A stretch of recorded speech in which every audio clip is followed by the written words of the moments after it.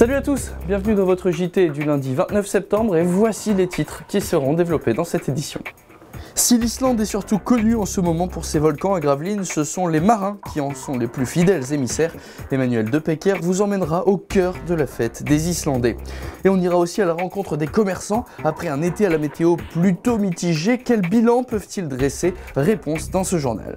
Et l'événement de ce week-end à Gravelines, c'était bien sûr la fête des Islandais au Hutt, déjà la 16e édition pour le marché d'antan, organisé conjointement par la mairie et les associations de la ville. Dans le cadre de cette fête, une dizaine d'exposants ont tout proposé des saveurs d'autrefois, des confiseries, des viennoiseries, du poisson. Retour dans le passé avec la présentation de quelques gourmandises par une experte, Emmanuel Depecker. Les confitures sont considérées aujourd'hui comme un aliment de plaisir, pris le plus souvent au petit déjeuner, une confiserie qui date du XVIe siècle. Alors déjà, ça remonte au temps de Nostradamus, qui avait parlé d'un livre des confitures, dans lequel il expliquait certaines recettes. Moi, je ne me base pas du tout sur Nostradamus, je sais que ça existait. Et puis après, on a toujours, à travers les temps, préparé les fruits pour la conservation. Avant, c'était dans ce but-là. Et donc maintenant, ça devient un produit un peu de luxe, enfin qu'on recherche pour les petits déjeuners pour bien commencer la journée.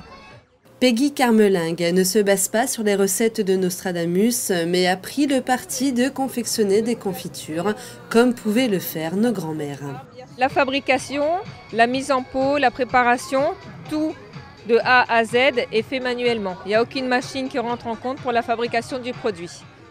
Autre petit plaisir sucré qui a besoin cette fois-ci d'une machine pour être réalisé, la barbe à papa.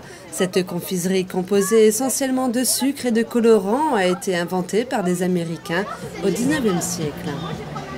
Les premières machines à barbe à papa étaient faites avec un charbon ardent qu'on mettait dans un récipient, on mettait le bocal, le sucre et on tournait avec une manivelle.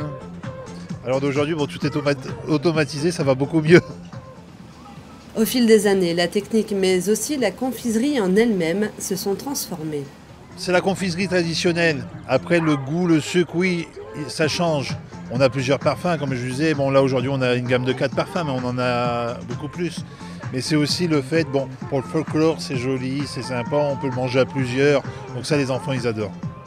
Déguster une barbe à papa devant le carrousel datant de 1900, retour dans le passé garanti pour les visiteurs. On reste sur la fête des Islandais dont on reparlera demain plus largement dans votre émission Plein Phare, diffusée juste après le JT. Petite mise en bouche, petit teaser par Emmanuel Depecker. Durant 4 jours, le hameau des Hutt a rendu hommage aux pêcheurs en Islande. Des délégations islandaises, allemandes et anglaises ont pris part à la fête.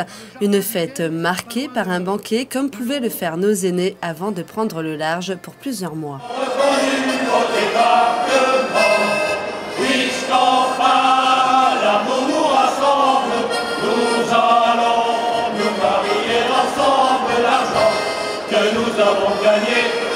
Il nous servira dans notre ménage l'argent que nous avons gagné. Il nous servira en nous mariner. La maison de l'Islandais était pour l'occasion ouverte au public. Une maison datant du début du XXe siècle et témoin des dures conditions de vie de l'époque. Il n'y avait pas le confort qu'il y avait là, ici, hein, malgré que vous allez retrouver des choses anciennes, mais c'était la terre battue, c'était les murs, ils étaient blanchis à la chaux. Il y avait un lit, une table qui était faite avec du bric-broc trouvé sur les plages, hein, et puis c'était tout. Et un feu. D'ailleurs, dès mardi, retrouvez la maison de l'Islandais dans votre émission Plein Phare. Nous reviendrons sur son histoire. Un mois après, il est donc temps de tirer un bilan. L'été n'a pas été le plus beau de ces 10 dernières années, c'est le moins que l'on puisse dire. Qu'en pense l'Union locale des commerçants? La réponse avec Patrice Bernard. L'Unicom fait son bilan estival. Avec ses différentes actions organisées durant l'été, l'Union locale des commerçants est satisfaite de sa saison. Un bilan très positif. Comme tous les ans, on a eu nos 3 braderies, Gravelines Centre, les Hutt et Petit Fort-Philippe, plus cette année une grande nouveauté avec la fête de la moule. Et cette fête de la moule a été vraiment un immense succès. J'en profite au passage pour remercier Mélissa Duvivier du magasin Copain Copine qui vraiment s'est chargée de cette fête de A à Z. Évidemment, elle a été soutenue par l'Unicom. Nous l'avons accompagnée, mais c'est vraiment elle qui a initié ce projet et qui l'a mené jusqu'au bout. Avec une météo peu clémente, le bilan commercial est plutôt mitigé, même pour les soldes qui se sont déroulés durant tout le mois de juillet. Les soldes qui sont relativement bien passés, même si d'année en année, c'est plus vraiment les grands résultats d'il y a, je dirais, une dizaine d'années, où les soldes étaient à la fois très attendus et c'était une grosse période d'activité. Aujourd'hui, des promotions, il y en a un petit peu tout le temps, on s'y perd, plus, ne nous cachons pas, des achats sur Internet qui faussent parfois un petit peu la concurrence. L'Unicom continue ses actions, notamment avec une campagne de promotion et un jeu concours. Ce dernier mercredi a commencé la promotion de la nouvelle marque créée par la Chambre de commerce et d'industrie qui s'appelle Commerçants Nord-de-France, qui sera suivie à partir du 2 octobre jusqu'au 13 d'un grand jeu dans tous les commerces Unicom avec à gagner 11 abonnements au BCM. Pour plus de renseignements, n'hésitez pas à vous rendre chez l'un de vos commerçants Unicom.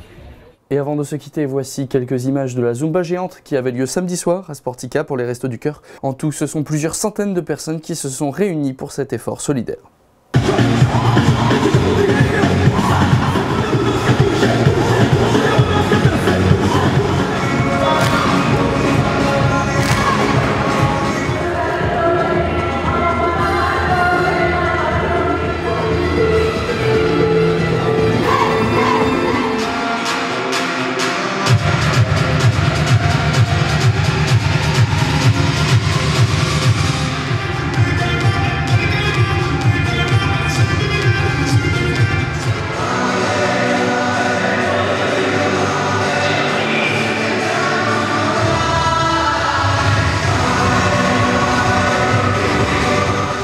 Voilà, c'est la fin de ce journal. Merci à tous de l'avoir suivi. Tout de suite, vous avez rendez-vous avec le Delta Sport, présenté par Aurélien Février.